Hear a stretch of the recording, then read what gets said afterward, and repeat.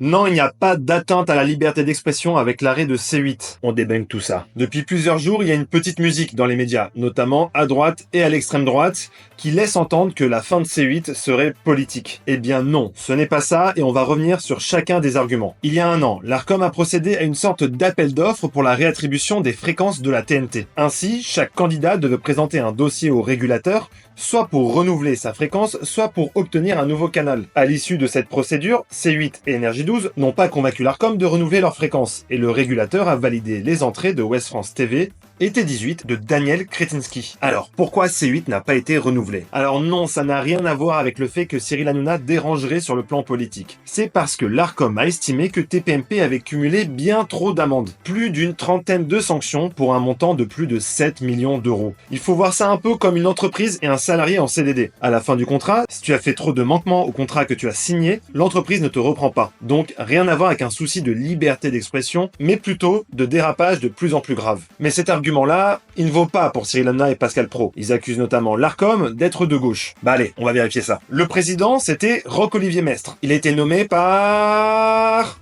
Emmanuel Macron. Je crois pas que c'est le plus gaucho des gauchos. Ensuite, 3 membres du collège sont nommés par Gérard Larcher, président du Sénat et homme historiquement de droite.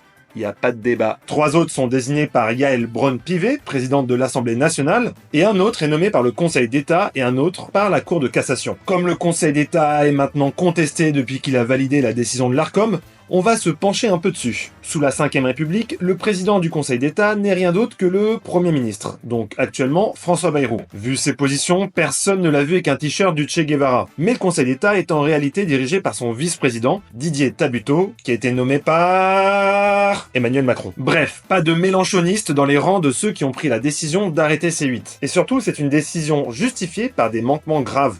Car oui, maintenant, l'argument est aussi de dire que l'Arcom a prononcé des sanctions pour arrêter C8. Mais ce n'est pas l'Arcom qui a fait un canular téléphonique homophobe. Ce n'est pas l'Arcom qui a divulgué des photos nues de Karine Ferry. Ce n'est pas l'Arcom qui a traité de merde en direct un député. Ce n'est pas l'Arcom qui a demandé à Anne Hidalgo de fermer sa gueule. Ce n'est pas l'Arcom qui a invité Gérard Fauré, un complotiste notoire, en le laissant déclarer sans mesure des fausses informations. Ce n'est pas l'Arcom qui a invité des faux policiers de la Bravem. Ce n'est pas l'Arcom qui a présenté des handicapés comme des drogués. Et je pourrais faire ça pendant des heures. Donc oui, c'est dur pour les équipes de la chaîne de subir cet arrêt brutal. Mais le responsable, ce n'est pas l'Arcom, c'est Cyril Hanouna. C'est lui qui devait maîtriser son antenne et éviter la diffusion de fausses informations. C'était inscrit dans la convention de la chaîne. Maintenant, je souhaite comme tous que les salariés de la chaîne retrouvent du travail. Si Cyril Hanouna rejoint ses stars, on espère qu'il récupérera un grand nombre d'entre eux. Et avec l'ouverture de nouvelles chaînes, qui promettent notamment des plateaux, il y aura aussi un besoin de main-d'œuvre. Bref, vouloir politiser une décision juridique, puisque l'Arcom, c'est avant tout une bande de juristes,